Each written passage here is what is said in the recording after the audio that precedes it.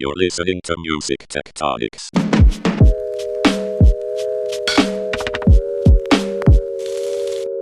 Welcome back to Music Tectonics, where we go beneath the surface of music and tech.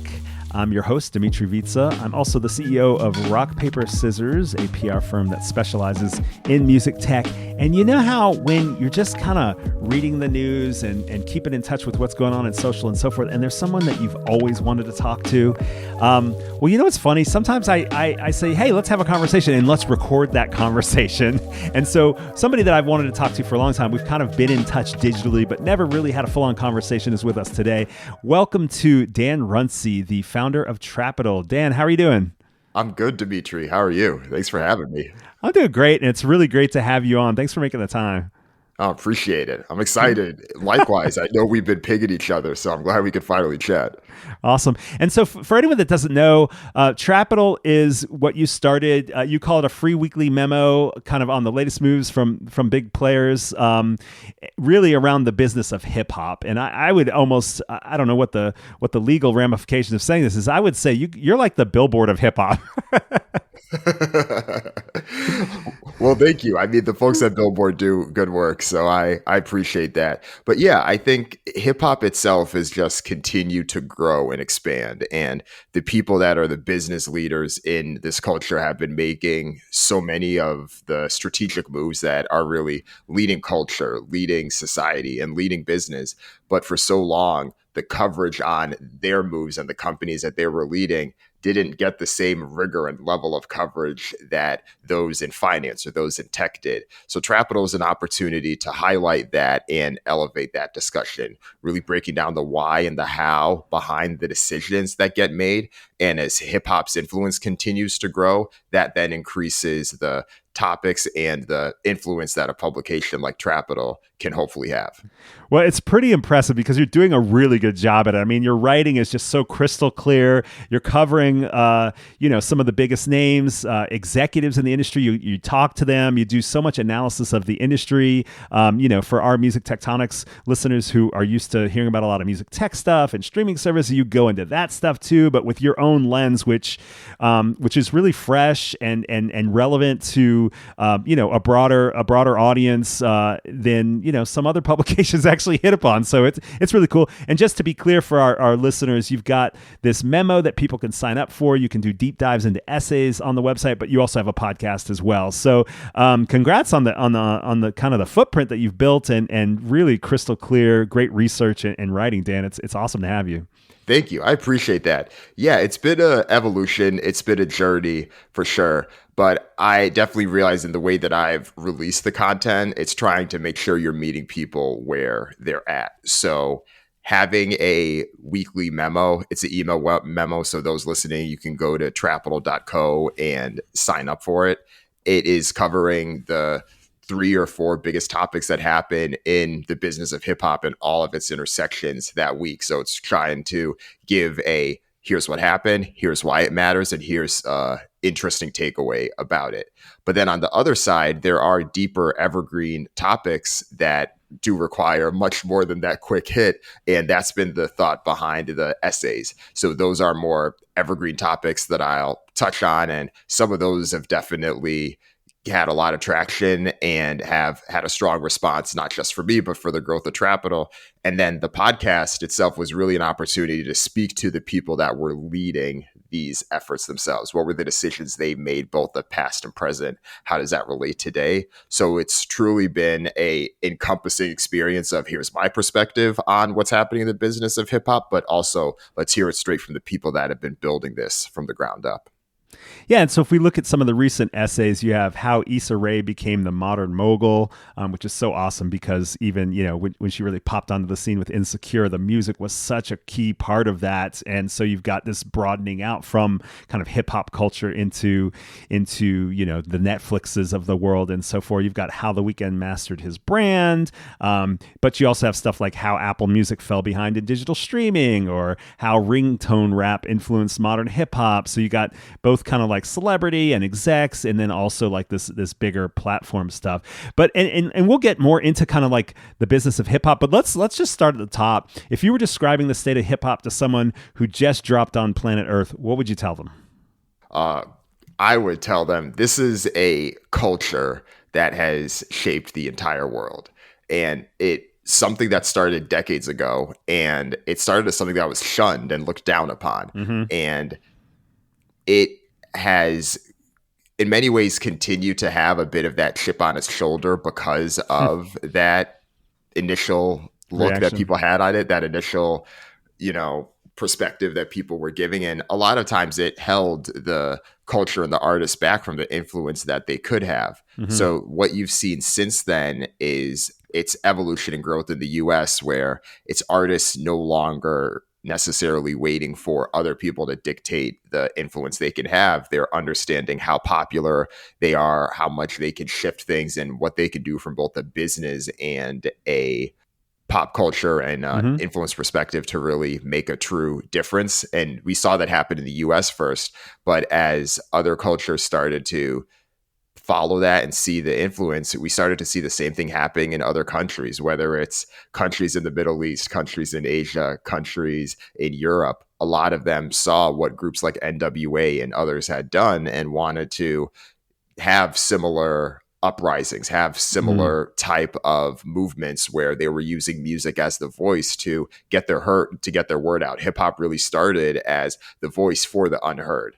And as that influence and that chip on its shoulder really started to grow, you saw much more of the personality come through with now the fashion and the style and the other types of media, the entertainment, and in many ways, the business focus that we see now. So this is really a culture that is continued to shift, but in some ways, even as it's grown, it's now the most popular genre of music, some of the most popular fashion trends, business influences are coming from here. There's still many challenges that hip hop artists face because even though they're not necessarily controlling as much as their power and their influence would necessarily dictate based on what they've done, there's still a little bit of a gap in terms of their influence and the control that they get to have. So I think over time those things will shift, but those aliens coming through, I think they on sometimes maybe a little bit surprised to see how quickly the culture has had its influence, but on the other side, they could probably still see the core of where it came from, just because there's still so much that can be done and so much ground that can still be covered. Yeah.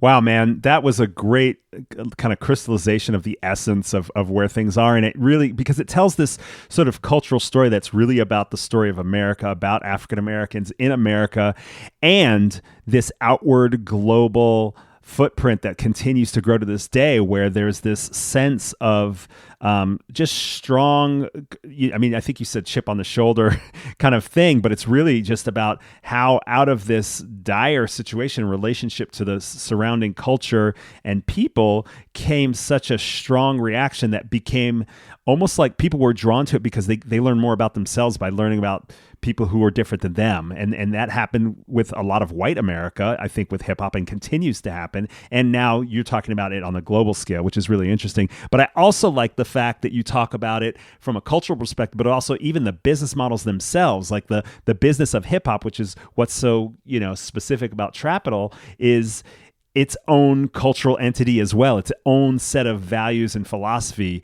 as well. And so you're able to talk about both sides of that at the same time, which is really cool. So what about the business of hip hop? How would you describe where that stands in 2021? Yeah, for the business of hip hop, I'd say artists are now making more money than ever, specifically hip hop artists, and they're doing more things than ever, especially from the artists before them. If we go back to hip hop's roots, a lot of those artists in the 80s and 90s, even though they were so popular, the opportunities for them to capitalize on it just wasn't there the same way that it is for artists today. I mean, you look at someone like a Cardi B, or you look at someone like a Travis Scott, they're two of the biggest names in hip hop right now, but all of the business moves that they have, whether it's within fashion or within other partnerships, within music, and within other artists that they're able to help bring on to kind of come under their wing to continue to expand, those things just weren't in place. So artists being able to really leverage their brand as these multi-hyphenate people that can be your investors, they can be your actors and actresses. They could be your business partners.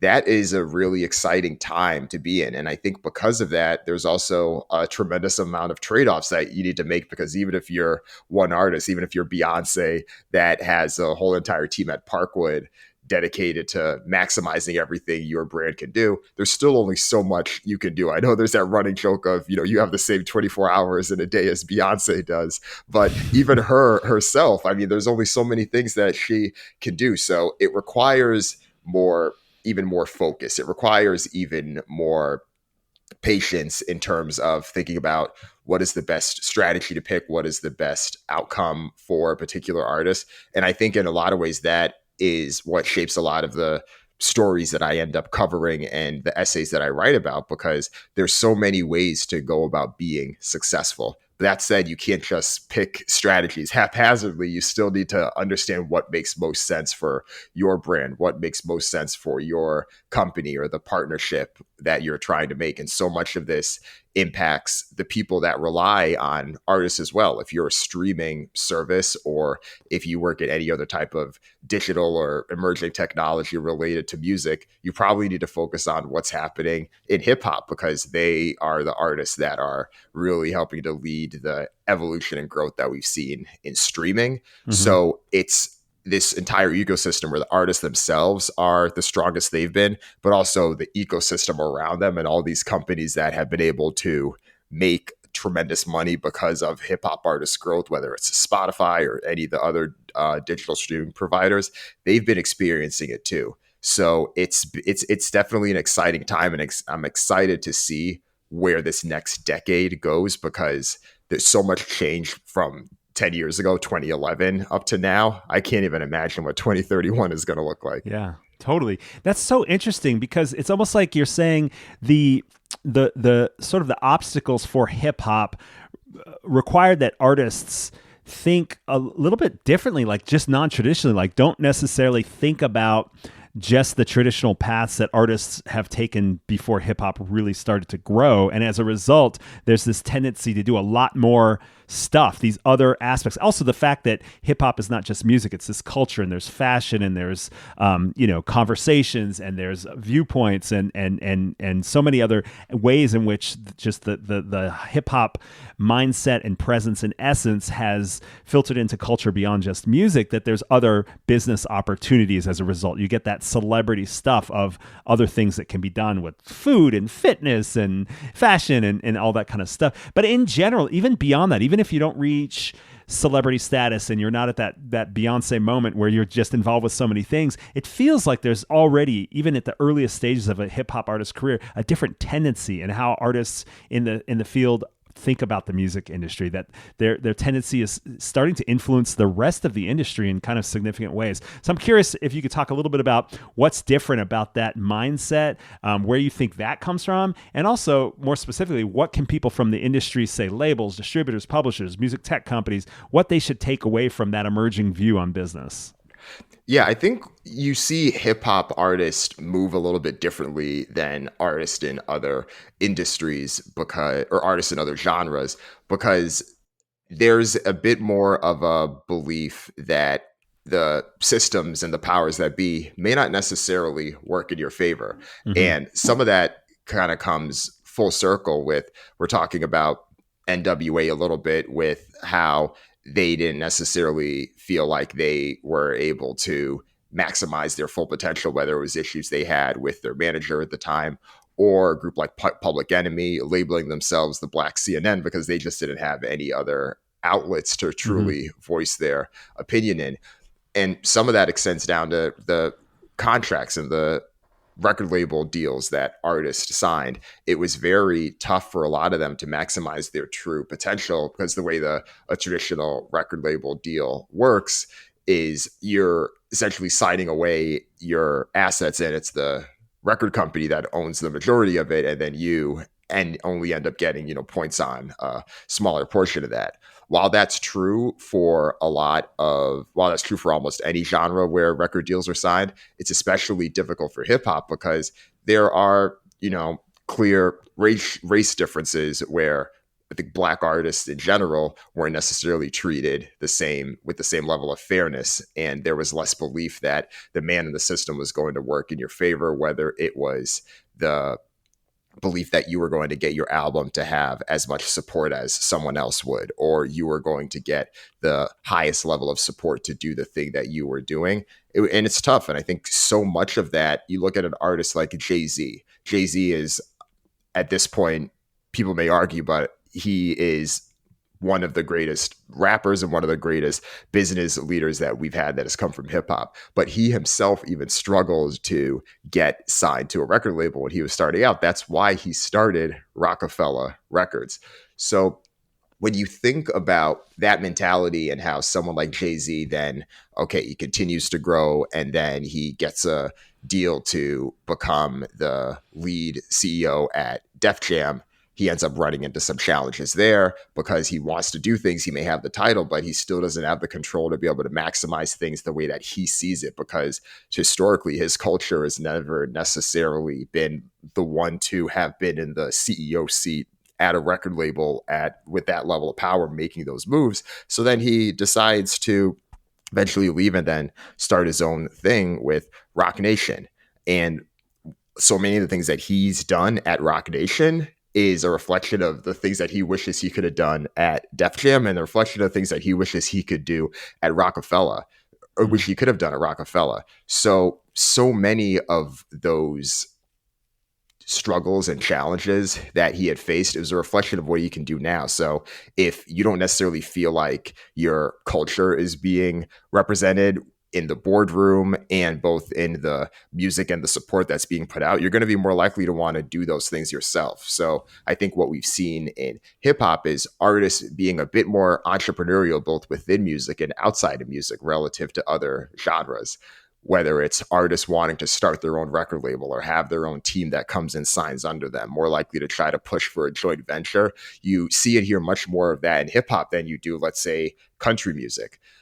You also see it outside of the record label deals as well, whether it's artists wanting to start their own fashion companies, start their own production companies, and start any other type of business interest that they have. So much of it stems from the belief of, you have to be able to create your own. And we see how everyone else does it and why we were relying on them for so long. It's the ownership that they had with their primary culture. How can hip hop have more of that? And it's why he has said statements like he being Jay-Z has said statements like financial freedom is my only hope in different songs. It all stems back to that. So that's what I think is one of the differences with hip hop. And just given the way the landscape is now with improved technology and resources, the barriers to entry are the lowest that they've been. It's still very competitive, but Right. because you can at least start out, it makes it a bit more possible to realize some of that. So it's an exciting time for sure.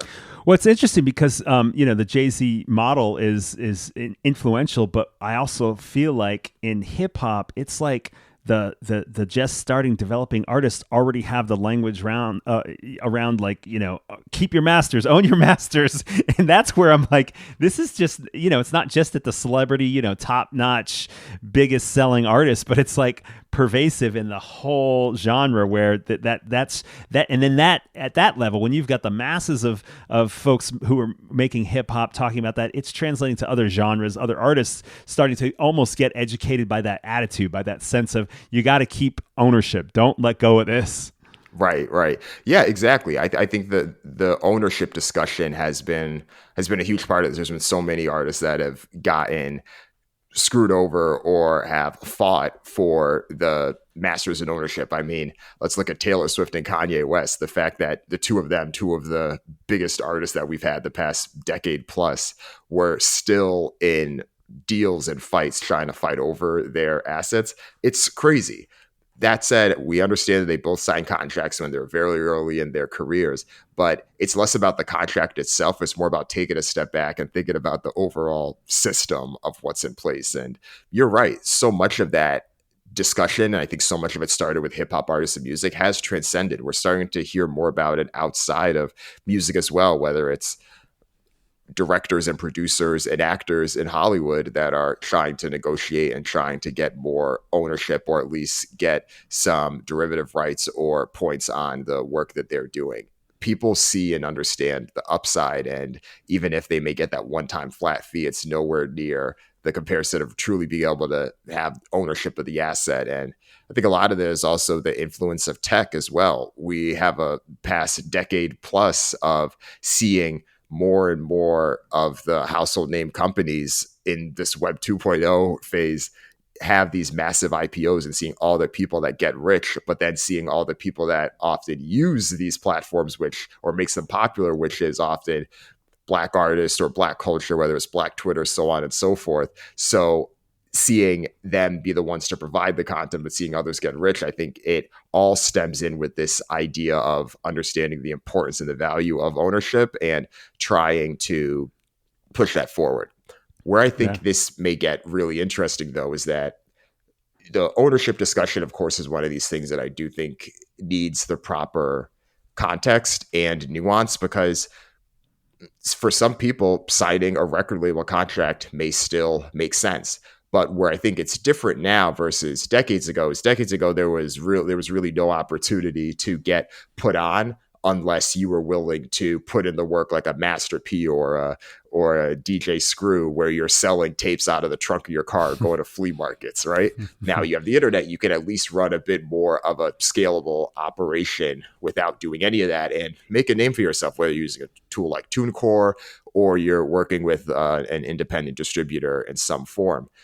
But because those options are there, it does lend itself to say, okay, if you're signing with a major record label now, it's probably because you want to become a superstar artist at the level of a Travis Scott or the level of a Lil Baby, who had one of the biggest years of anyone last year in 2020. If you want to be at that level, I think it's very tough to do it without having at least some type of strong partnership or deal signed. That said, I don't necessarily think it's impossible. Of course, we saw the heights that Chance the Rapper was able to go to in 2015, 2016, and to some extent 2017 as well. I still think there's an opportunity for that to happen. But yeah, I think just the way it is now, you still need to be a signed artist in order to reach that highest level of continued success for decades, the way that someone like Drake may very well do. But I think that is looking like it can change and likely will continue to change. Yeah. Well, this is so much fun, Dan. I love the independent perspective that you have. Allows you to kind of say some contextual things that you might not see in trade publications as well, which is super cool. We need to take a quick break, but when we come back, I'd like to ask you about any unexpected responses you've gotten from your work, from your articles. I love meeting Music Tectonics listeners at our events, and I want to make more opportunities for you to meet and support each other, virtually at least. Our next Together Tuesday virtual meetup on February 16th is going to be extra special. First, I'm hosting a music tech meetup in Clubhouse, the audio-only social app, at 12 p.m. Pacific Time, 3 p.m. Eastern Time. Don't have a Clubhouse invite yet? Get on the invite chain in the Music Tectonics community app. After my Clubhouse hangout, Dan Runcie will be in the Music Tectonics community app for an Ask Me Anything session.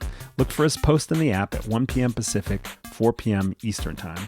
Comment and reply to ask your questions. This is your chance to ask Dan about anything we cover in this interview or what we left out. If you're not an app member yet, I'll tell you how to join in at the end of the episode. I hope to see you at Together Tuesday, February 16th on Clubhouse and on the Music Tectonics app.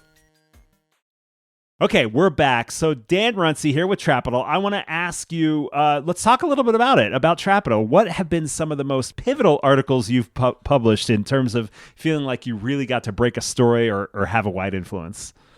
Yeah, there's been a few that stick out to me. The first one was very early in Trapital. The fourth piece I had ever published, and this is back when Trapital was just a side project when I was testing things out. I wrote an essay about J. Cole and his Dollar and a Dream tour, and was breaking down how he had done this concert series in 2013 and then 2014 and 2015, where he had went to these small venues, was only charging fans $1 to attend. He ended up donating the money and only did his mixtape hits.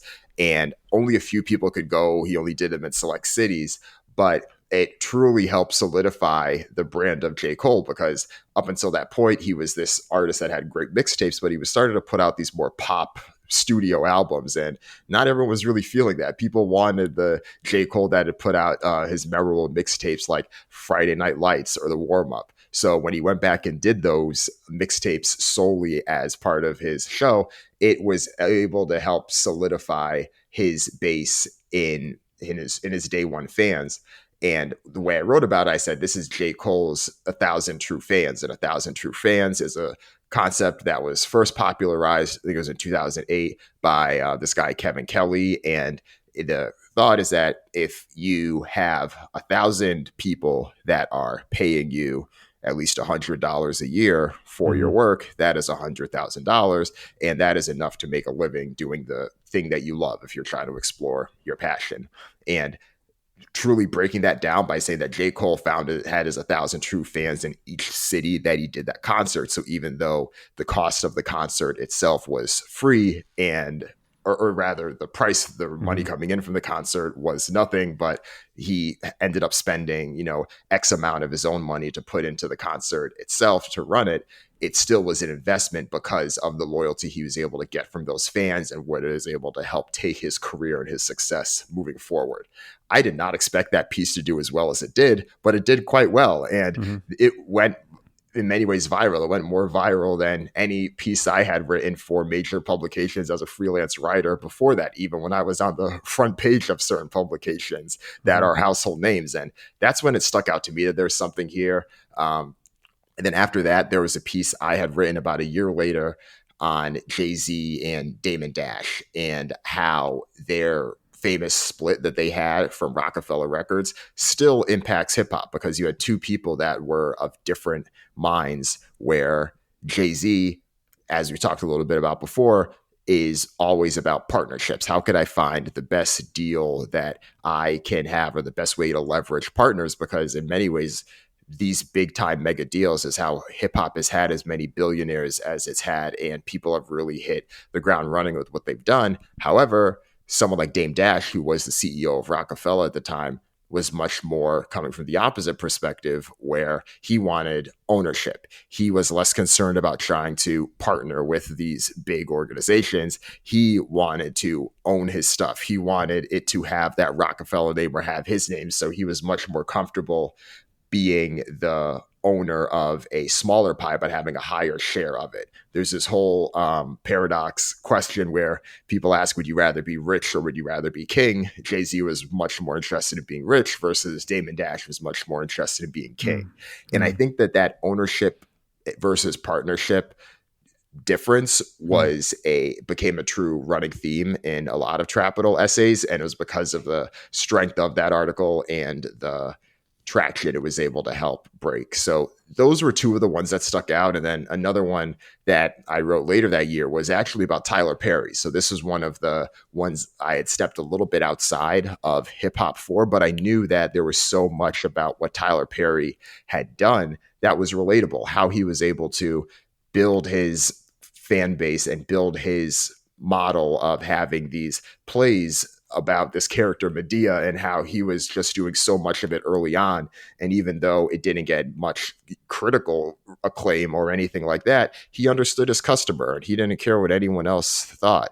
And there were so many things that were comparable there that were relevant to the type of stories that people were reading for in Trapital. And that was able to help extend. So that was well timed with when he had opened up his big studio that he had in Atlanta. It was around the grand opening of that. I believe this was in October of 2019. So yeah, those are the three articles that I think stick out. There's been several of them since then, but I think in terms of pivotal ones were moving forward, those are strong ones. That's awesome. No, those are great examples, and it's really interesting to hear some of those themes that we talked about at the beginning of the conversation, kind of just come in and out of the conversation. And I love that you have kind of a broader view to like take something like the Tyler Perry's story and kind of make it applicable to what you've been talking about in your audience and so forth. I want to jump to something else that I've kind of noticed in a lot of the conversations I've had in kind of the music tech world, not necessarily on the podcast, but one-on-one conversations.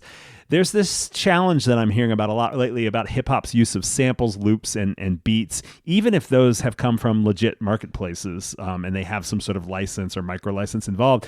So it seems like streaming and video services have struggled to parse the rights when segments are reused multiple times, like, different songs and so forth, to the point where it's like, well, what song is this? Whose song is this? Who owns the rights to this? Are we allowed to have this up here? And it goes all the way back to a song that I listened to in high school by Stetsasonic called Talkin' All That Jazz, where their music video actually shows, it's what you were talking about earlier in this conversation, shows the establishment having problems with rap.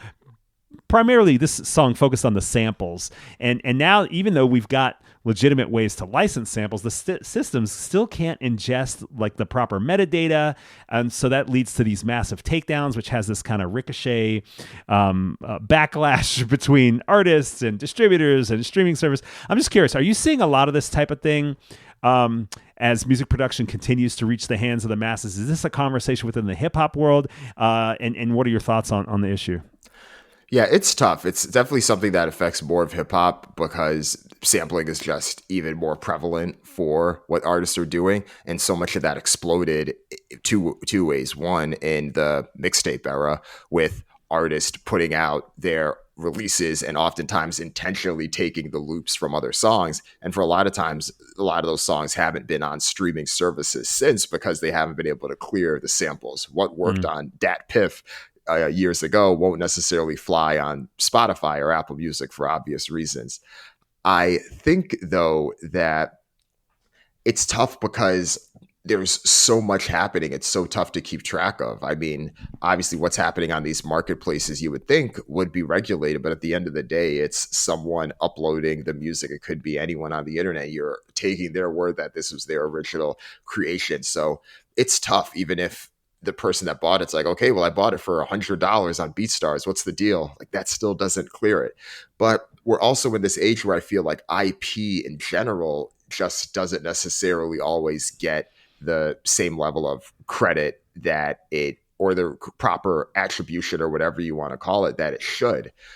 Sometimes I think the claims and the issues with these things might be a little bit of a stretch because there's just so much that could come. I remember there was some lawsuit with, I think it may have been with a Katy Perry song recently, and I heard the original song that they were referencing it from, and I thought that the claim was a bit of a stretch there, but these are the type of things that are happening when you're sampling music. And I think in some ways people are always looking for inspiration, and there's ways to always find, whether it's new sounds or ways to try to adopt it. I think it can be tough to just keep track of everything. So in some ways, I want there to be a better solution because, yeah, I think at the end of the day, the original rights holders, whether the song was interpolated or sampled, deserve their attribution. But I also know, just with the way things spread to nowadays in the internet, it's tough. I mean, from a personal example, I had recently interviewed Master P, and he had this one clip about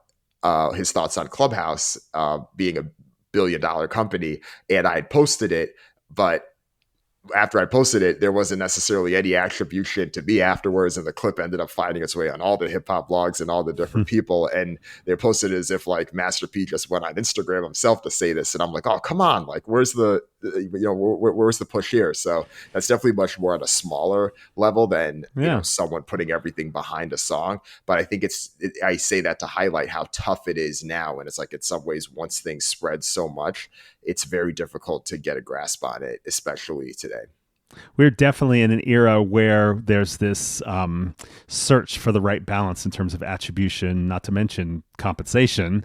But I mean, yeah, like you in a sample, it's, people can directly check a audio fingerprint or thumbprint, whatever it's called, and track back to an original source in many cases, if the technology's there or if somebody does the work. And of course they do the DMCA takedowns or whatever, if no license is in place. But everything is subject to getting posted without attribution. Like every comment comment, every photo, every video, everything you do, you go to Reddit and you're like, oh, that's pretty cool. Where the hell did that come from? We will never find out. It's a real shift in how we operate as a society around intellectual property, even if that intellectual property is in a smaller or newer digital form that in the past wasn't monetizable. But it's crazy. So appreciate the response on that. Let's bring it to the core music tectonics kind of topic. What music tech trends or companies are coming across your desk that intrigue you the most?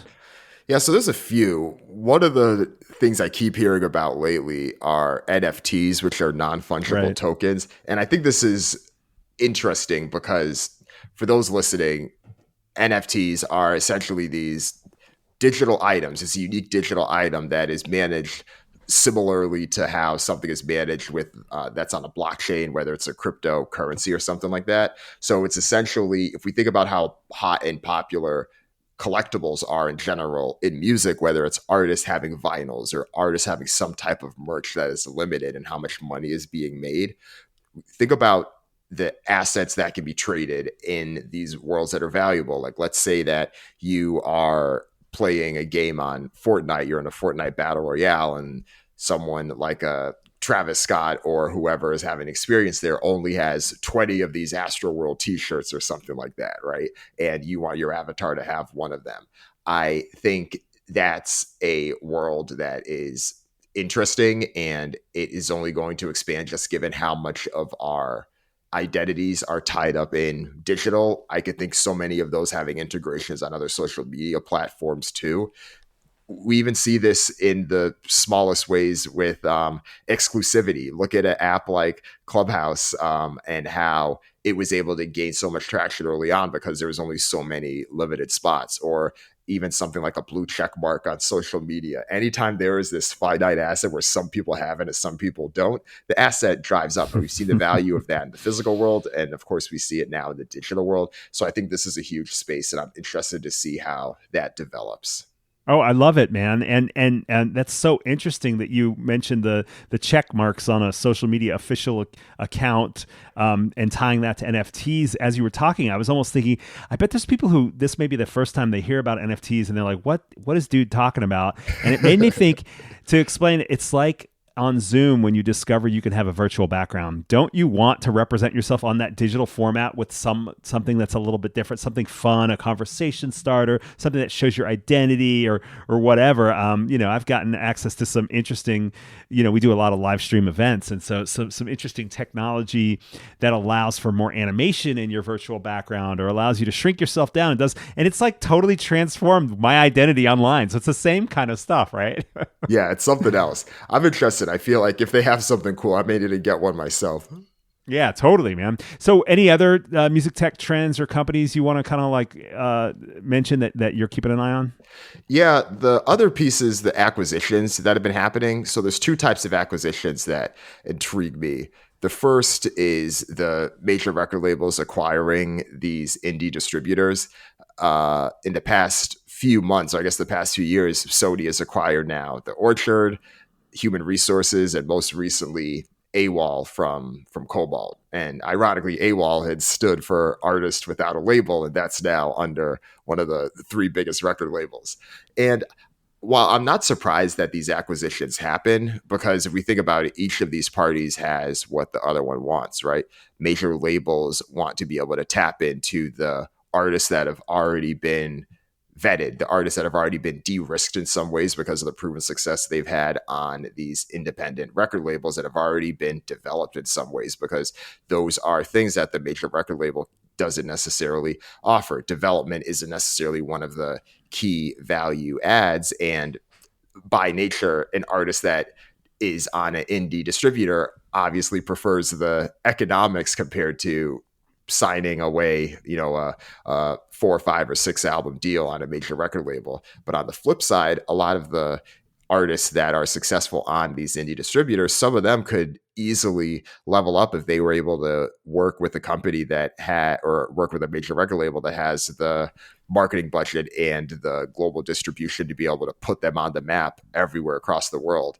And I think this is one of the nuances that could often get lost with everyone thinking that, oh, with the touch of a button, you could put your music up on SoundCloud and reach everybody. In theory, yes, but because the barriers are so low, it's harder to sift through the noise. Well, how do you sift through the noise? You could sift through the noise if you have the budget of a major record label to put behind you, and also their expertise of understanding how to make sure that your money can be used strategically to ring on every continent once it drops. So that's two parties needing the other one. So I'm interested to see how that develops, because even though there's been a wave of them, I'm sure that won't be the last. But then the second type of acquisition I'm interested in are the media companies that some of the major record labels are acquiring. Some of this has been a bit more focused on Warner than some of the others, but recently they had acquired Hip Hop DX, well-known hip hop media publication that's been out for years now, and they acquired the owner of the Daquan Instagram account, which is essentially a popular meme account on Instagram that has gotten quite a bit of traction. And I think in some ways the thought is similar here. While it's not necessarily the direct artist distribution, it's more of the fan and data connection, where you're trying to get a better understanding for who are the artists that are being talked about the most, whether it's seeing who is being liked the most, seeing who people are talking about in comments. And if you have the access to that data and the ability to reach those customers directly, you might be able to push more directly to them when your releases do end up dropping or have direct content to them. I think there's a few different options there that can play themselves out. But in general, I think media companies are quite attractive. That's why we've seen Spotify and others acquire those that are a bit more focused on podcasting. But clearly, major record labels see the opportunity to create their own content as well. This is why so many of them have started podcasting as well. So I think the acquisitions in that space are going to continue to open up too. So yeah, those are the two that I would say, the acquisitions in for the major labels acquiring the indie distributors, and the acquisitions for the major labels acquiring media companies. Yeah. Wow. Great thoughts. Appreciate that. Look, we need to take one more short break. And then, Dan, I want to ask you about the lasting impact of The Show Must Be Paused. I know I'm changing gears fast here, but lots to talk about. This has been so much fun. Let's keep going. We'll be right back. Music Tectonics listeners are the smartest music tech minds out there, and this is your chance to speak up and win a prize. Every week, I pose a big question for you to answer in the Music Tectonics community app. This month's big question winner is C.Y. Lee. He answered my question about the coolest audio innovations we'll see emerge in 2021, saying AI and algorithm-driven compositions that are aware of your calendar, location, and heart rate, which play in your AirPods all day like a real-world game soundtrack. I want all those things in my life. We're going to send CY a copy of one of my favorite books about marketing as storytelling, Made to Stick by Chip and Dan Heath. Thanks for your support, CY, and thanks to everyone who answered a big question this month. Keep it up.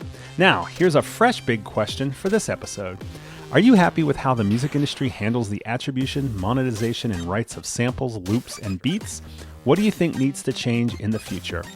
If you want a chance to win next month's book, look for the post that goes with this episode in the Music Tectonics community app forum. We'll tag it #TheBigQuestion and answer in the comments. There's a new question every week. If you're not a Music Tectonics app member yet, I'll tell you how to join at the end of this episode. Now back to the show. Okay, I'm back here, Dan. Like I said, I wanted to ask you, changing gears a bit, about your thoughts on the Show Must Be Paused movement, which emerged in the wake of the George Floyd and Breonna Taylor murders. It seems to be having a lasting impact on conversations about hiring and empowering more Black professionals in music, in the music industry. But I'm curious, do you think it will result in actual shifts? Besides white people waking up and developing a disciplined approach to challenging themselves around racism at every level, what do you think needs to happen to see more balance and equity across the music industry?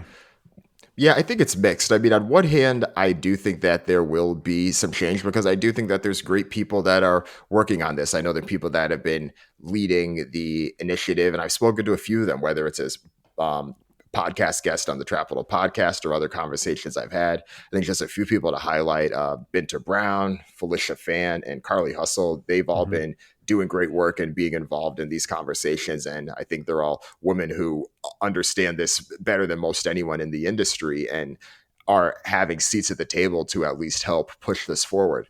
That said, I know that there's only so much that they can do. This problem is much larger than them, and it's tough because at the end of the day, what really needs to be done is two things. One, having the money and be put behind the, whether it's the artists themselves or the communities they come from, and the true support to help address some of the systemic challenges. Because there's two things, right? It's the music industry doing the work it can do within itself to help ensure that the right voices are the ones that are being elevated and raised. So how do we make sure that they are hiring the executives and putting them in the right places and making sure that they are the ones that are ultimately in control and making the best decisions? Because in some ways it is ironic where if you have if your company is relying solely on music that is created majority by people who are Black, and the people who are the leading executives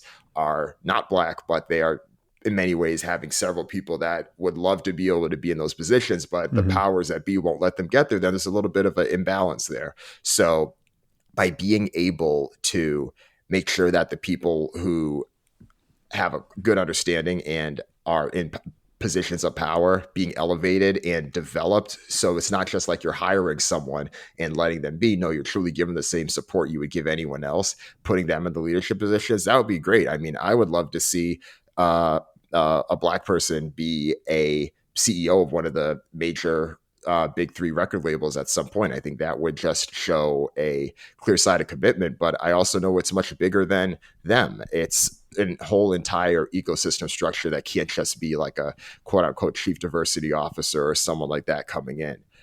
So yeah, I think that's part of it. And then two, also making sure that the money is put towards in a number of ways, whether it's supporting the talent that's in the record label itself, both the artists that are there and the people that are working, and also supporting the communities. I know that many of the record labels had pledged money to support to different causes, and a lot of those things were great to get, big press and coverage in June of 2020, everything in the wake of George Floyd and Breonna Taylor's murders. But what's going to happen in 2021, right? Let's not just wait for the next unfortunate death to see some type of response. Let's have one of these major record labels proactively say something.